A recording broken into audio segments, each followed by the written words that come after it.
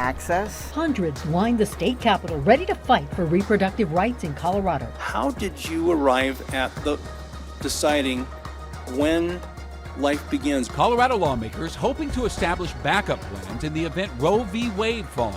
For the first time in a very, very long time, a real chance that the Supreme Court is going to reverse Roe versus Wade. Along with a little more snow tonight, bitter cold conditions by morning. I'll let you know when those temperatures are finally going to warm up. Tens of thousands of Denver families chose their child's school because it offered flexibility. We're going to look at every student as an individual. But tonight, Denver 7 is hearing from parents who worry that style of learning will be erased. Innovation is not a bad word. Innovation is a positive word. And first tonight, the snow is really starting to pick up here in Colorado. It's already creating dangerous conditions for the commute in the mountains. Let's take a live look. I-70 just west of Vail.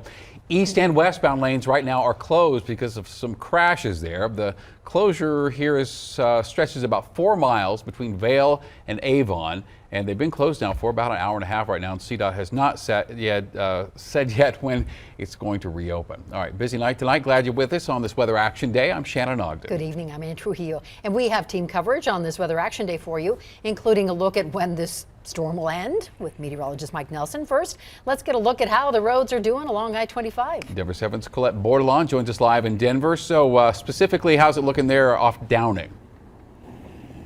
Yeah, well, I've watched the conditions just deteriorate out here. We're here off of 25 and Downing. This is near where that pileup happened, actually on Sunday here on 25, that involved around 50 cars. The snow really starting to stick out here. Side streets getting a little bit more covered. You can see traffic moving a bit slowly there on 25. The road pretty covered, hard to make out the lines now. So if you are heading home from work or you're about to step out the door, make sure you're taking things slowly. Don't be fooled by this light snow. I know it's not what we're used to seeing maybe in March in Colorado when we just get buried with snow, but this is still sticking, and like we saw on Sunday, that could mean some really, really rough conditions out here on our roads. Back to you, Ann. Yeah, rough going. Thank you, Colette. And now here to tell us when the snow will stop and how the morning commute might look, here is meteorologist Mike Nelson. I'll tell you, my normal drive in, which is about 25 to 30 minutes, an hour and 15 minutes this afternoon. No fun. So this is a lonely shot up in Boulder on the Pearl Street Mall. Just one little couple, and they're running into shelter right now.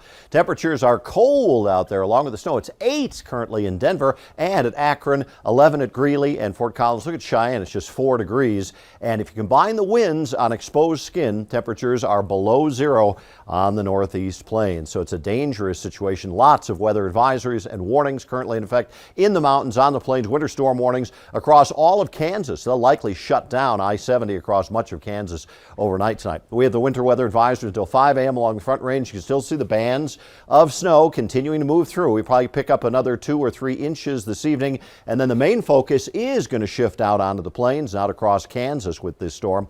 Our weather headlines: the heavy snow is going to be heading east. Slick roads and cold overnight. Light snow tomorrow morning, but much warmer weather is coming over the weekend when we get above freezing, when we get back to the 60s. It's all coming up. And we have breaking news right now. The MLB has canceled more games after being unable to reach an agreement with the Players Union. Regular season baseball games are now canceled through April 13th. So that means 5 more Rockies games have been canceled, including the series at home against the Dodgers. The first Rockies series is now hopefully April 14th at Coors against the Cubs. Well, hundreds of people braved the cold and the snow today to pack the Colorado State Capitol. Right now, a reproductive rights bill is facing its first committee test. And one of the main goals of this bill is affirming access to abortions in Colorado. And Denver 7 politics reporter Megan Lopez has been sitting in on the debate and joins us live at the Capitol. Megan, lawmakers tell you it's going to be a long night. Yeah, that's right, Ann and Shannon. A very late night. More than 300 people have signed up to testify either for or against this bill. It's the most packed that I've seen the Colorado State Capitol in quite a while, really maybe since COVID even began.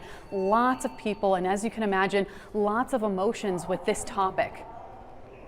Quite simply, our rights are under attack. It's a debate that happens almost every year at the Colorado State Capitol. The gravity of what we're being asked to decide today. A debate about life, a debate about women's rights. In Colorado, since in the last 10 years, I think our number is over 100 of number of bills that we've defeated. This time, though, this debate is a little different. After 3 anti-abortion bills failed in a legislative committee last month, on Wednesday, it has never been more critical that would protect abortion rights. A bill to protect choice. House Bill 1279 would codify in state law that everyone has the right to use or refuse contraception, that abortions are legal in Colorado, and that it's illegal to prosecute or punish someone who seeks one. This bill is all about ensuring access, and that's it, period, the end. DU political science professor Josh Wilson says this bill won't change much that's happening here. Very little will explicitly change with the passage of a law like this. But the conversation is in response to the events on a national level. For the first time in a very, very long time, a real chance that the Supreme Court is going to reverse Roe versus Wade or really dramatically open up doors for states to regulate abortion in ways that we haven't seen before, is that you'll have states that protect and states that restrict. Supporters of the bill, like Representative Meg Froelich, say this is necessary. What we appreciate about this is that it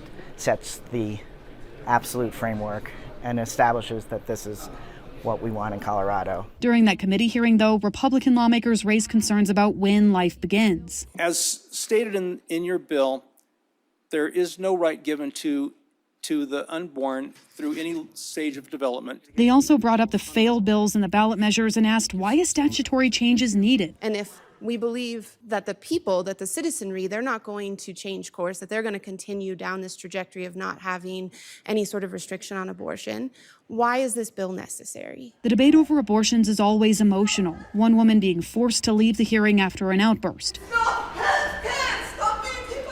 It's a conversation that's not new in Colorado and a debate that will likely lead to several late nights in the legislature. So the U.S. Supreme Court heard oral arguments for Dobbs versus the Jackson's Women Health Organization back in December.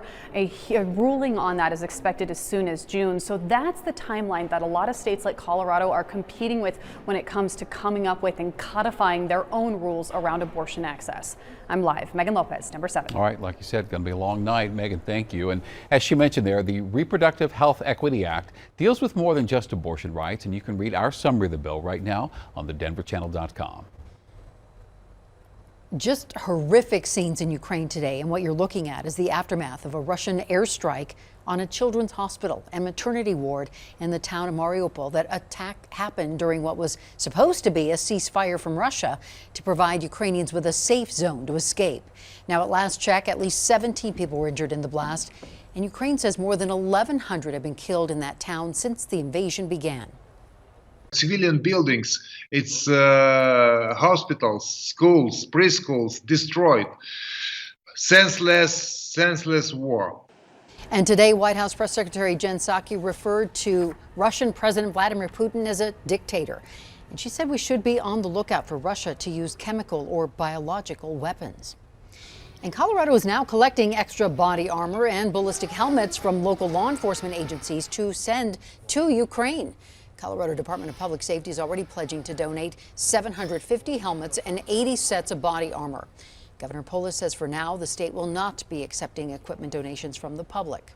Well, crude prices pulled back from 14-year highs today after Ukraine signaled a diplomatic solution to this invasion. Now, that led to a rise in stock prices here in the U.S. The S&P, in fact, closed up 2.5%, the largest gain since June 2020. Now, prices at the pump still going up, though. The average price for a gallon of gas in the U.S. now $4.25. That's up 8 cents from yesterday. Here in Colorado, we're creeping closer to $4 a gallon. Right now, the average price for regular here in Colorado, $3.91. A funding bill to keep the U.S. government operating through September includes nearly $14 billion in military and humanitarian aid for Ukraine. But to get that passed, today House Democrats had to abandon more than $15 billion in new COVID aid that originally was included. The measure has to pass before Saturday to avoid a government shutdown. We learned that within the last hour, Mesa County Clerk and Recorder Tina Peters turned herself in to Mesa County authorities. Peters and her deputy clerk, Belinda Knisley, have been indicted on 13 counts related to election tampering. 7 of those counts are felony charges. Now, Knisley herself turned herself in to the Mesa County Sheriff's Office earlier today. Both had $500,000 cash bonds set in their separate cases. And we're going deeper tonight on the exact charges Peters is facing and how we got to this point. And you can watch our in-depth report tonight on Denver 7 News at 6. More than 20,000 students, DPS students, currently attend an innovation school. But for reasons that are not entirely clear, the district appears to be considering limiting their creativity and going back to a traditional model. With that, here's Denver 7's Russell Haythorne. Yeah, that innovative model, like the one here at Kepner Beacon Middle School, is now up for discussion, possibly even on the chopping block, which is drawing a lot of criticism now from staff, teachers, and parents who believe in the system. What the library here looks like now, Literacy is of the highest priority here. is much different than what it was. If you came here 6 years ago, you would have had whole different footage.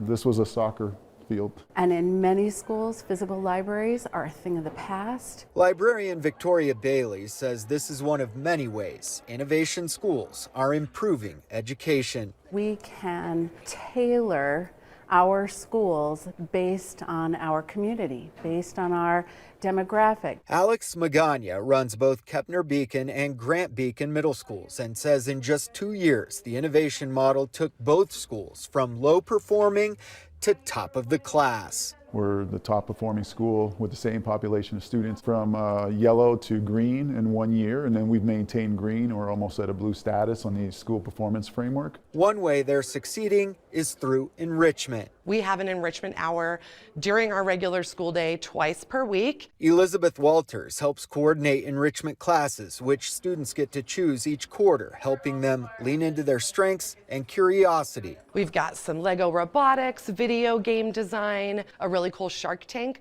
class like the TV show. But this model is now threatened. The DPS board has proposed executive limitations on innovation schools, claiming teachers don't have a choice to opt out in those schools.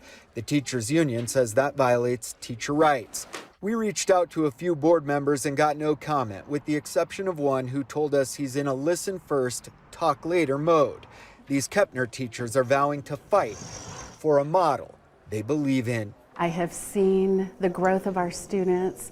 I've seen the data. I know it works. Innovation is a positive word, but for some reason here in EPS, we're considering it a negative. Russell Haythorne, Denver 7. You don't have to go far to get a good education, even if it feels like you're far away from everything. Unreal. Actually in there, yeah, it was pretty dang cool. How a rural university is competing with the big schools in Boulder and Denver. That's coming up. We're trying to ensure that we don't leave those communities behind, that we're giving them every bit of those opportunities that the rest of America has. And one of Colorado's largest venues is saying goodbye to COVID-19 restrictions for most events.